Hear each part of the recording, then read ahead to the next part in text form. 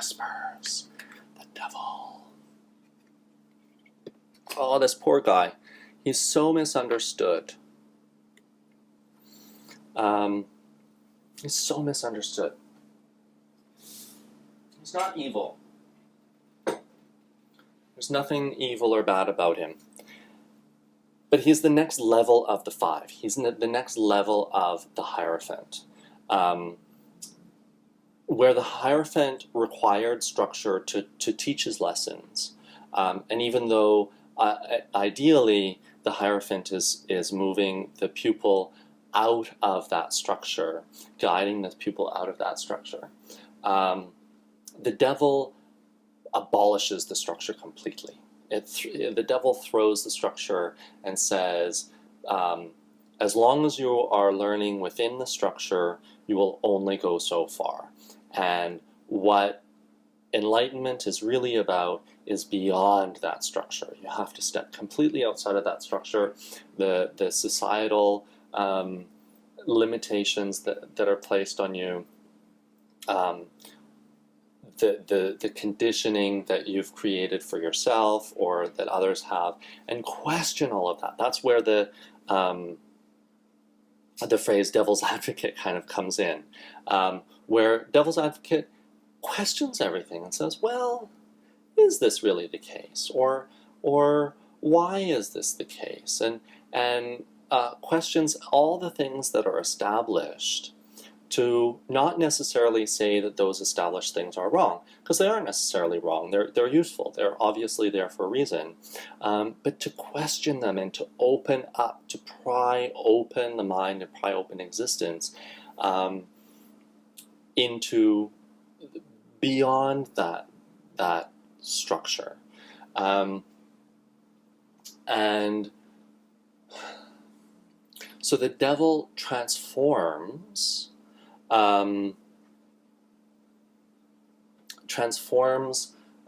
that established learning, and not only transforms, but in some ways destroys it in the same way that fire does. Fire burns up everything. If given half the chance, fire will burn up everything. And so we have pure fire. And fire, though, is also, fire may be destructive, but it's also enlightenment.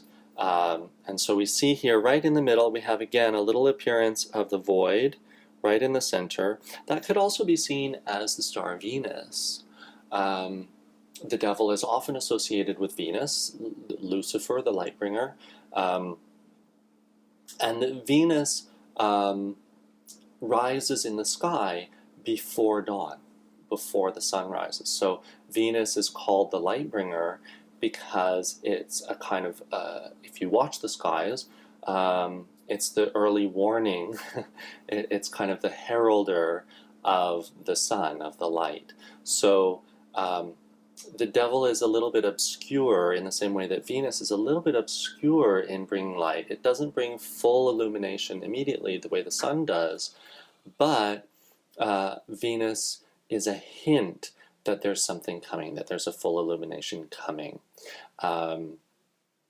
And it's also timing-wise in the in-between, in that space, in that dawn and dusk space between night, dawn and day, I should say, between night and daytime. So it's those in-between spaces that are magical, like the High Priestess, right? The High Priestess is also dawn and dusk, the in-between between day and night.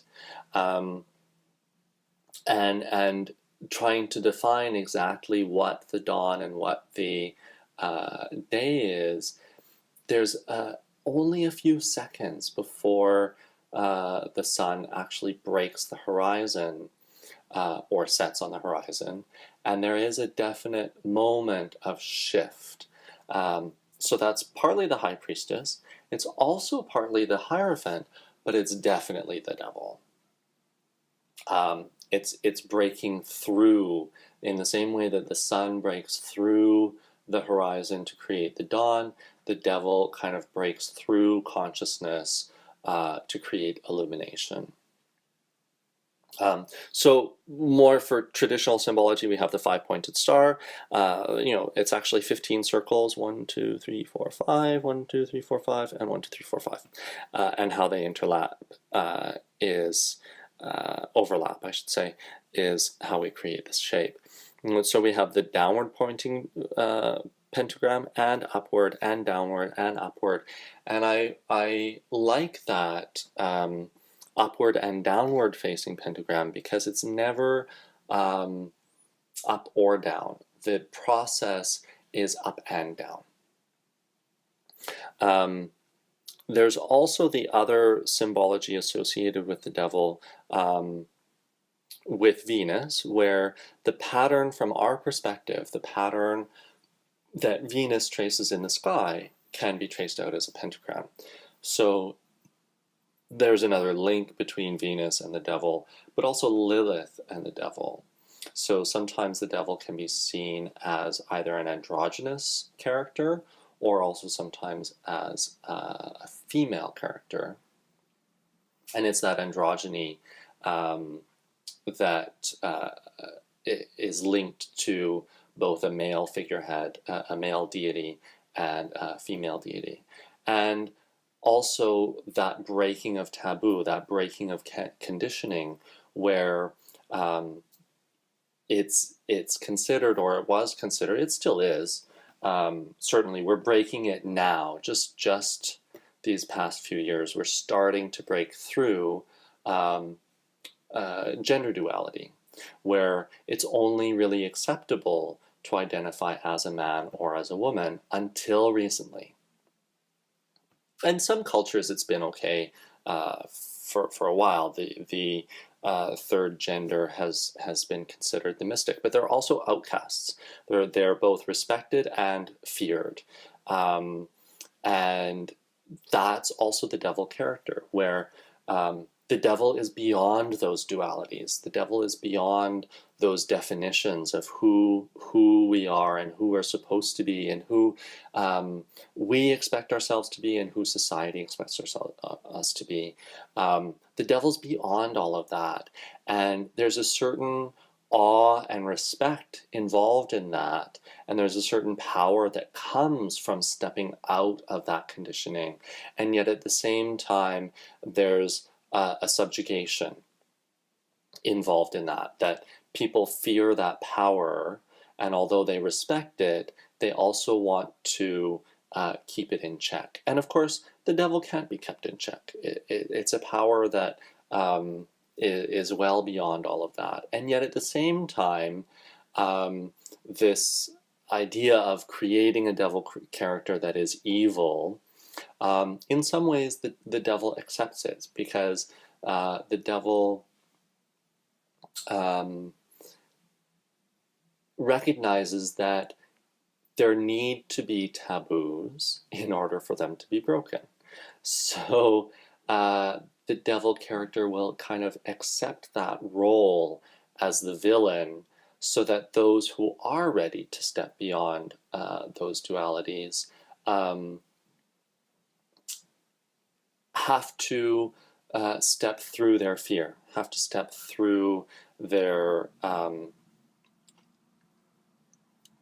perceptions of what is good and evil.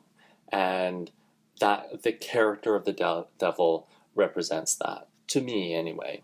And that stepping through, that stepping over the threshold, is a fire thing. Fire is the transformer and the illuminator. And true enlightenment, true illumination cannot exist within the framework of conditioning and society. It has to step beyond that. In some ways, it has to kind of commingle, so that's where we use other cards, such as temperance.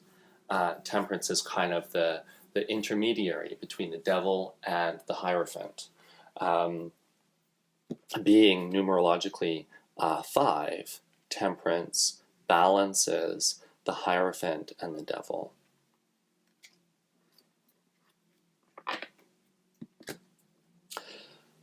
Ah, boy.